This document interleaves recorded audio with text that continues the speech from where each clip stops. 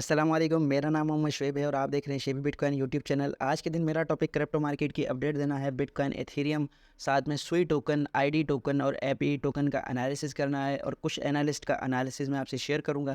सबसे पहले यहाँ पर मेरे पास जो है टोटल मार्केट कैप का चार्ट ओपन है और प्रीवियस डेज में हमने देखा था कि डाउन ट्रेंड पर एक ट्रेंड लाइन इसे बार बार रेजिस्ट कर रही थी। यहाँ पर फिर यहाँ पर जो है इसने रेजिस्ट किया और इस जगह रेजिस्ट किया। अब जो है फाइनली इसने ब्रेकआउट किया था हमारे पास और ब्रेकआउट के बाद जो है ये कंसोलिडेशन फेज़ में है।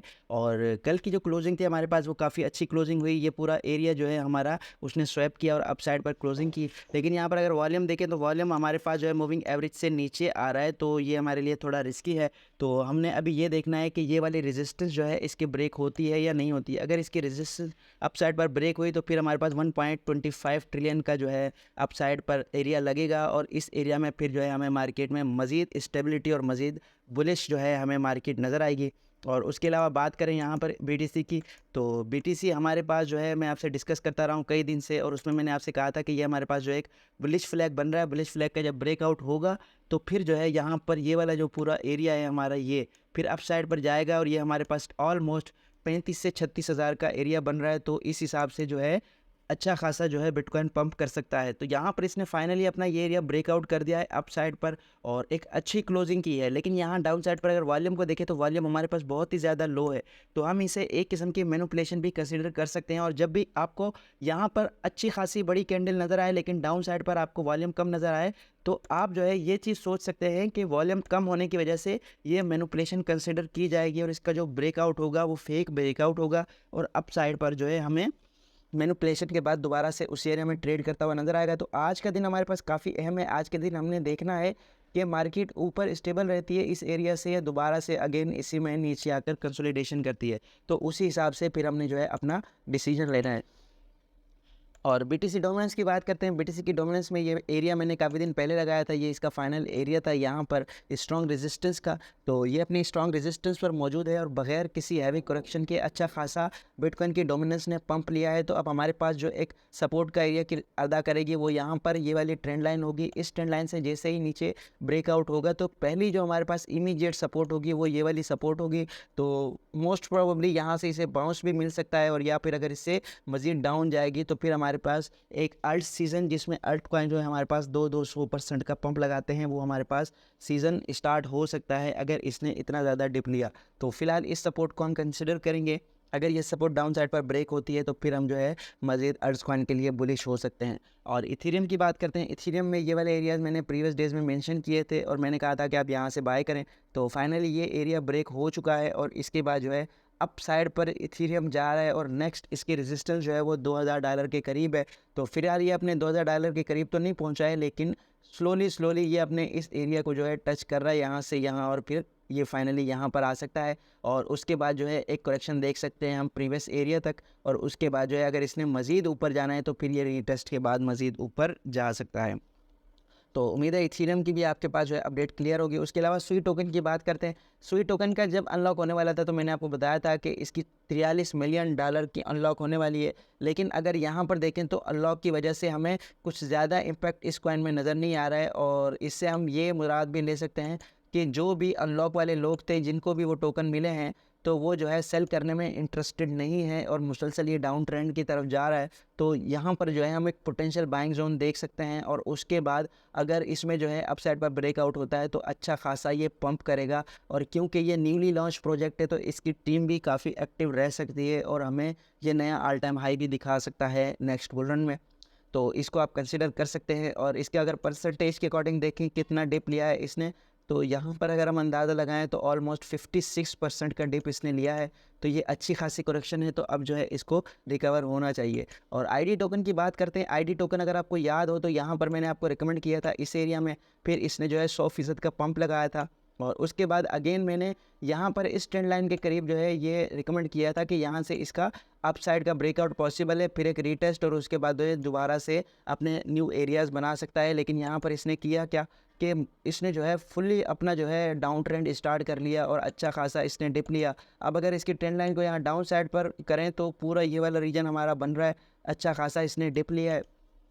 तो अब इसमें अगर डिप को हम कैलकुलेट करें परसेंटेज के अकॉर्डिंग तो यहाँ पर हमारे पास ऑलमोस्ट 80% का डिप बन रहा है। तो ये अच्छी खासी करेक्शन है और आने वाले वक्त में अगर आप अभी इसमें बाइंग करते हैं तो अच्छा खासा प्रॉफिट आपको मिल सकता है। और इसमें आपको जो इमीडिएट रेजिस्टेंस मिलेगी वो यहाँ पर 57 सेंट पर मिलेगी, और अगर ये ब्रेक होती है तो फिर जो है मैं बहुत ज़्यादा बुलिश देख रहा हूँ आईडी टोकन को, और इसका यूज़ केस भी अच्छा खासा है जो कि मैं आपसे कई बार डिस्कस कर चुका हूँ। उसके अलावा यहाँ पर बात करते हैं एपी कॉइन की। ये जो है अगर आपको ना पता हो तो बंदरों के जो NFT होते हैं वो 100 मिलियन इथेरियम, 200 इथेरियम, इस तरह जो है लाखों डॉलर के ये NFT होते हैं। तो ये जब लॉन्च हुआ था तो यहाँ पर हमारे पास $1 पर लॉन्च हुआ था, और इसने कोई 40-50% का पंप लगाया था, $40-50 तक ये गया था और अच्छी खासी इसकी हाइप बनी थी।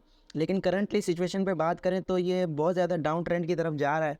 तो इसमें जो है पिछले दिनों मैंने कुछ कैलकुलेशन की थी कि यहाँ पर जो है 153% का इसने पंप लिया, फिर इसने 64% का डिप लिया, उसके बाद अगेन इसने 135% का पंप लिया, उसके बाद यहाँ पर 65% का दोबारा इसने डिप लिया है, और अब यहाँ पर हमारे पास करंटली $2 के करीब जो है ये ट्रेड करता हुआ नज़र आ रहा है। फर्स्ट इसकी जो इमीडिएट रेजिस्टेंस है, अच्छी खासी स्ट्रॉन्ग रेजिस्टेंस है, वो यहाँ पर इसे फेस करनी पड़ेगी, और ये मेरे ख्याल में तकरीबन जो है $2.65 या 70 सेंट के करीब है। अगर ये ब्रेक होती है तो फिर दोबारा से हम इसी तरह का पंप जो है वो एक्सपेक्ट कर सकते हैं अपसाइड पर, वो इसे $5 से $6 के करीब जो है ले जा सकता है। तो यहाँ पर स्ट्रॉन्ग इसका भी बाय जोन बन रहा है। तो अगर आप बाइंग करना चाहते हैं फॉर लॉन्ग टर्म या मिड टर्म तो इसे भी बाय कर सकते हैं, क्योंकि अच्छा खासा ये स्ट्रॉन्ग प्रोजेक्ट है, तो ये रिकवर कर सकता है। थोड़ा टाइम ज़रूर लग सकता है इसे, लेकिन ये रिकवर करेगा। और उसके अलावा कुछ न्यूज़ की बात कर लेते हैं। यहाँ पर क्रिप्टो लेडीज़ है, इसने जो है यहाँ पर एक एनालिसिस अपना शेयर किया है, कुछ थॉट्स हैं इसकी। इसने कहा है कि मोस्टली बुलिश है बिटकॉइन 6 महीने से, तो इसका मतलब जो है कि बेयर मार्केट जो है वो ख़त्म हो चुकी है। बेयर मार्केट में कभी भी ऐसा नहीं होता। और साथ ही इसने कहा है कि SEC ने जो है बिटकॉइन के ऊपर जो है प्रेशर डाला और अर्ट्सकॉइन को जो है सिक्योरिटी डिक्लेयर किया, लेकिन उसके बावजूद जो है बिटकॉइन में रैली ही आ रही है, बिटकॉइन जो है डिप नहीं ले रहा। तो इसका मतलब है कि सेलर्स जो हैं वो अब मार्केट से आउट हो चुके हैं। और इसके बाद जो है इसने कहा है कि bitcoin last few interest rate hike की बावजूद भी बिटकॉइन पंप कर रहा है। हालांकि जब भी रेट हाइक होती है तो बिटकॉइन हमारे पास डिप लेता है, तो यहाँ पर ये चीज़ भी पॉजिटिव है।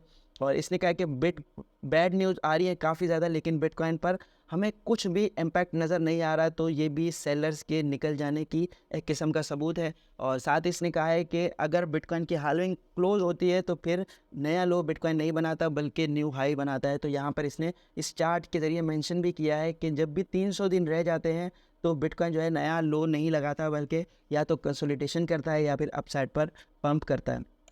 और उसके अलावा यहाँ पर XRP के बारे में आपको बताऊँ तो XRP में 100 मिलियन XRP, फिर 400, फिर 200, फिर 100, फिर 200, ये 1 बिलियन XRP जो है कल के दिन अनलॉक हुआ था। तो XRP को भी जो है आपने क्लोजली वॉच करना है। XRP का मैं एनालिसिस कल के दिन आपको करके दे दूंगा।